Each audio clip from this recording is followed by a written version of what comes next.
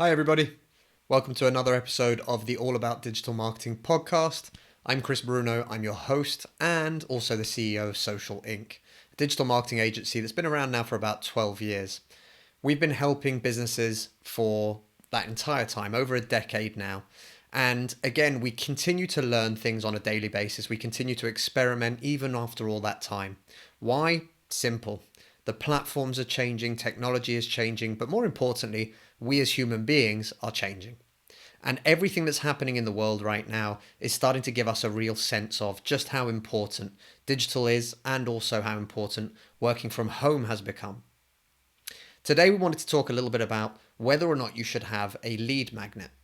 And before I jump into that, I want to start by explaining a little bit for me what a lead magnet is and also what it might mean for you and your business.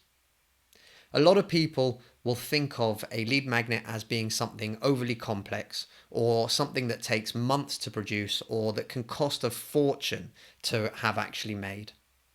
It's not necessarily true. One of our most popular and that continues to be downloaded lead magnets that we have is actually something that's super simple. It's a tool that we had used internally for years, and about a year and a half ago, 2 years ago, we decided to put it out as a lead magnet and make it available on our website. What is it? It's simply an Excel spreadsheet. It's a content calendar that allows people, small businesses, to be able to use a framework that's already been established and that's been used for many years, and to start creating content within that calendar. That's it. It's as simple as that. It wasn't even something that we recreated or we had to create. It was something that we already had. So this is one of my most important points in today's episode. Have a think about what you already have that works within your industry and what it is that you could share. Now, I know that there's probably a few of you out there going, we sell products, we don't do services, so we don't have anything like that. Well, the truth is you probably do as well.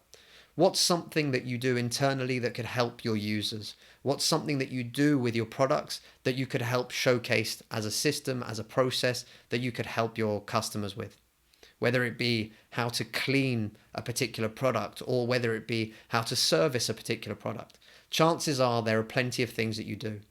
If you're in the cooking space or restaurant business, bakeries or anything else, is there a recipe that you could allow people, especially in 2020, to be able to recreate their favorites at home for, in return, an email address?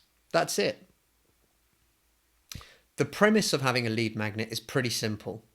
You have your lead magnet, somebody signs up for it, they get something free, and in return, you have their email address, which means you're able to communicate with them.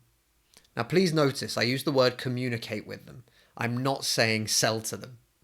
This is really important, and if you've watched any or listened to any of our content before, you will know how we talk about relationships. We want to build relationships online, and that requires communication. It's not a one-way street where you are pushing somebody to try and buy your product. Now, don't get me wrong, there's a place and a time for sales. Of course there is. We're all in business at the end of the day. As a small business owner, otherwise myself, I would have great relationships everywhere, but I would also be living in the street in a cardboard box. That's not my goal.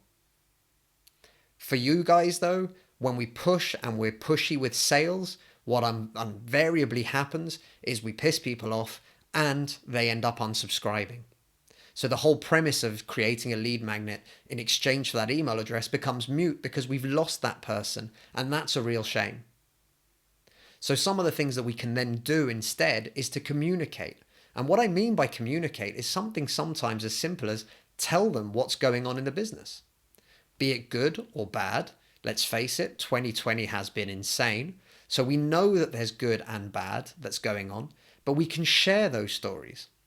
You can share what's happening to your teams and how they are working from home and how they're adjusting. You can share insight about the next set of products that you want to be launching. You can invite people to be part of that conversation with you and to tell you what they think of your products, your services, or what you're currently doing. Use that email address as a great means to start a conversation. Don't think of it as a tool, as a way to simply hammer somebody's inbox until they purchase.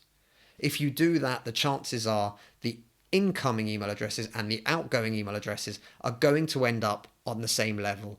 And that makes it pretty much a useless proposition for anybody. So what should you do or what shouldn't you do when it comes to having a lead magnet on your website? Well, for us, it's about making it super simple.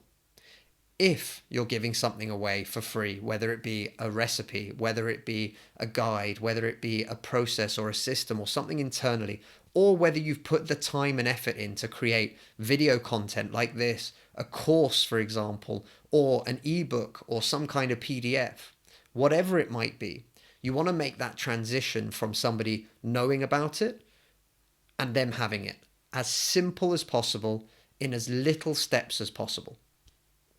There are great tools online that you can use, whether it be things like leadpages.net, Optimize Press if you've got WordPress. Any of these services will allow you to create it super simply. But, as we said in a previous episode, don't focus on shiny new tools. You don't need to go out and buy a new piece of software or a new service or a new platform to allow you to do this. MailChimp, for example, which is free for up to 2,000 senders, and we are MailChimp partners to put everything out there as complete honesty. They offer 2,000 emails sent every month for free. That's enormous, especially if you're starting out. What that'll also allow you to do on their platform is create a really simple form that will allow you to tell people what it is that they're signing up for and to allow them to sign up. From there, that can auto deliver an email which has that download for them. That's it. That's free. You can do that today. You could literally get off this podcast or type in MailChimp.com right now and start that process. So you don't need to invest, spend a fortune on anything to make these things happen. However, what I would say, if you are going to invest, if you are going to spend some money on this, spend the money on the content itself. Make it look as good as it can. Make it in its best possible format. Keep it simple, but make it filled with value, because that's where it really impacts people. That's where the likelihood is people will actually engage, and they'll take that value away and they'll use that for themselves as a great feeling of, I got something really worthwhile. You're building that relationship with your audience. So the next time you send them an email, which gives them a little bit of insight into what you're doing or invites them to be part of a conversation or to inform them that you're going to go live on Facebook or whatever it might be, there's far more likelihood of them being engaged and for them wanting to be part of that conversation. And that's what it's all about. I use the dating analogy loads on this podcast, but I also use it every day in real life and when talking to clients. If you were trying to start a relationship and you're on a first date, you wouldn't ask somebody to marry you, move in, and have a child. What you would do, however, is start a conversation. And a conversation goes both ways. We talk, we listen, we ask questions, we listen. All of that forms the process of building any good relationship. And online, that's what we're trying to replicate. That's what all of us should be trying to replicate. The world is grim enough as it is without needing any more small businesses just hammering out sales content and invariably not getting any results because of it. If you've been down that route and you didn't get the results you hoped for, try a different way. Try to think medium to long term. Try to think what differences it would be if your most loyal and engaged customers really cared and really knew about you. How much more of a difference would that make to your digital marketing? Guys, thank you very much for listening to us. Thank you very much for having subscribed to the podcast. You can check this episode out on YouTube as well, along with a few others that we've actually added video to. We'd love to say thank you to every single one of you that's listened. Please do subscribe. Please find us on social media on @allaboutdigmar and become part of this conversation with me. If you agree with me, let me know. If you disagree with me, let me know. I'm all for the conversation. That's the key. And if you are building out a lead magnet, and if you're not sure what to do, you can also claim a completely free digital marketing consultation with the Social Inc. team. There'll be a link down below in the description, and you can find that on our website super easily.